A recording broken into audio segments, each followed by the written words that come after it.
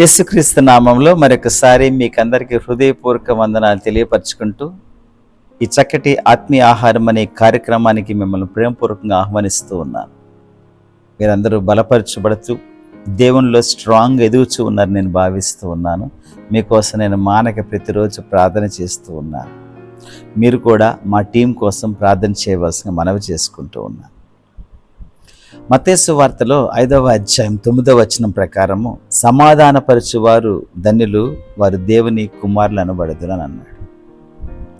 సమాధానకర్తయగు యేసుప్రభుల వారు మరి ఈ లోకానికి ఆయన వచ్చి తండ్రితో మనల్ని సమాధానపరచడానికి ఈ లోకానికి వచ్చాడు. కాబట్టి ఆయన దేవుని కుమారుడు అనబడ్డాడు.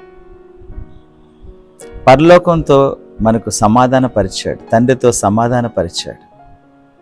అంతేకాదు మనం చూసినట్లయితే సమాధానము అనేది మనం ఎప్పుడు కూడా వెంటాడేటువంటి వారంగా ఉండాలి. చాలాసార్లు ఇద్దరు ఫ్రెండ్స్ చక్కగా ఉన్నారనుకోండి, వాళ్ళ మధ్య చిచ్చు పెట్టడానికి ప్రయత్నం చేస్తూ ఉంటారు కదా కొందరు. మీరు కాదనుకోండి, కొందరు కాదు. అది మంచి పద్ధతి కాదు కదా. నువ్వు దేవుని బిడ్డవైతే సమాధానపరచడానికి ప్రయత్నం చేస్తావు, కానీ సమాధానం తెగగొట్టవు, ఒకరిలో ఒకరి ద్వేషభావం పుట్టించవు. అది సమాధానపరిచేటువంటి లక్షణము కానే కాదు. ఈ రోజులో మనం చూస్తూ ఉంటే మతాల మధ్య ద్వేషభావాలు సృష్టిస్తూ ఉన్నారు, కులాల మధ్య ద్వేషభావాలు సృష్టిస్తూ ఉన్నారు. అంతేకాదు మరి రిలీజియన్స్ పరంగా కూడా ద్వేషభావాలు సృష్టిస్తూ ఉన్నారు. ఇవన్నీ కూడా దైవత్వానికి సూచన కానే కావు. దేవుని కుమారులు అనబడేటువంటి వారు ఎప్పుడు కూడా సమాధానపరిచేటువంటి వారుగా ఉంటారు. సమాధానము మనకు దేవునితో సమాధానము కావాలి.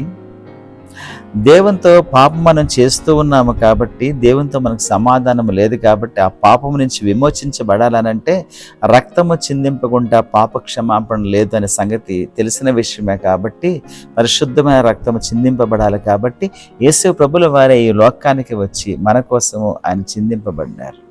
కాబట్టి మనకు దేవునితో సమాధానము క్లియర్ అయిపోయింది. మనుషులతో కూడా there should be peace with people also. మనుషులతో కూడా మనం సమాధానం కలిగి ఉండాలి. సమాధానకరమైన మాటలే మనం మాట్లాడాలి. ఒకవేళ ఇంకా మీరు ఎవరితో అయినా సమాధానం లేకపోతే ఈరోజే వారితో మాట్లాడి సమాధాన పడండి. ఒకవేళ వారు సమాధానం పడకపోయినా పర్వాలేదు, మీరైతే మాత్రం మాట్లాడి సమాధానం కోసం వెతకండి. రైట్. అంతేకాదు ఈవెన్ మనం చూస్తే పరిస్థితుల పైన కూడా మనకు సమాధానం కావాలి. ఎలాగొస్తే పరిస్థితులపైన సమాధానము? పరిస్థితులపైన సమాధానము దేవుని వల్లనే మనకు లభిస్తుందన్న సంగతి జ్ఞాపకం చేసుకోవాలి.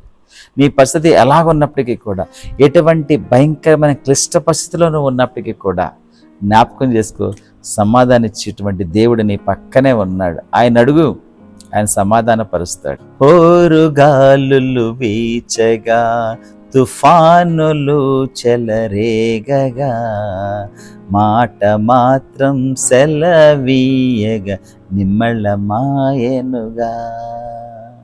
నిజంగా ఆయన సమాధానపరిచేటువంటి సమర్థుడు ఆయన. నీవు కానీ ఆయన ఒక మాట విని ఆయన ప్రకారం చేస్తే ఎంత సమాధానం వస్తుంది. ఎటువంటి క్లిష్ట పరిస్థితుల్లో కూడా నీకు సమాధానం ఇచ్చేటువంటి దేవుడై ఉంటూ ఉన్నాడు.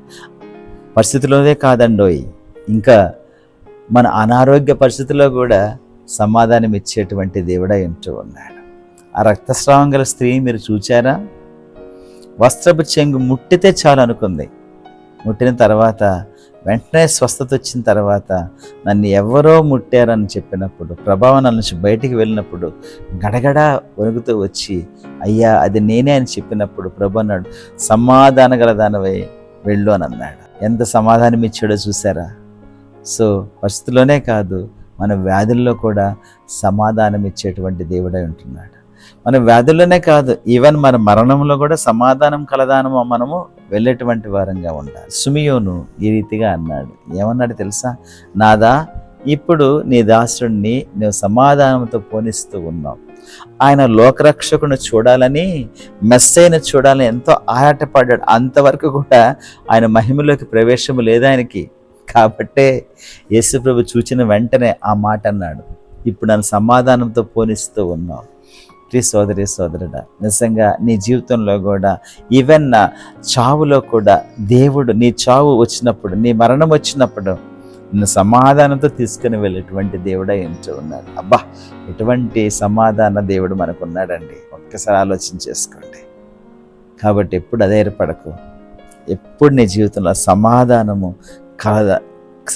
గలదానవై, సమాధానం గలవాడవై చక్కగా ఎదగడానికి దేవుడు నీకు దయచేయనుగాక.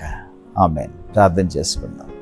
ప్రేమగల మా దేవ, కృపగల మా రక్షక, మీకు వందనాలు, స్తోత్రాలు నాయన. సమాధానకర్తవగు దేవ, మేము స్తుతిస్తూ ఉన్నాం ఆయన. మీతో సమాధానం తీసుకొచ్చారు ఆయన. ఇంకా ఎవరన్నా మీతో సమాధానం పడకపోతే ప్రభువా, ఈరోజే వారికి సమాధాన బంధాన్ని వారికి ఏర్పాటు చేయి ప్రభువా. మనుషులతో కూడా సమాధానం లేనప్పుడు నాయన మీరే మాట్లాడండి, సహాయపడండి నాయన. వ్యాధితో అలాగే పరిస్థితులతో ఆయన సమాధానపరిచేటువంటి వారుగా మీరున్నందుకు మీకు వందనాలు, స్తోత్రాలు. ప్రతి దాంట్లో మీరు సమాధానంగా ఉండేటువంటి భాగ్యము దయచేయండి. మీ మేలులతో మమ్మల్ని తృప్తిపరచండి. ఇద్దరి ఆశీర్వాదాలతో మమ్మల్ని కప్పండి ప్రభా. యేసయ్య, మా శ్రోతలను ప్రభు మరొకసారి మీరు దర్శించండి.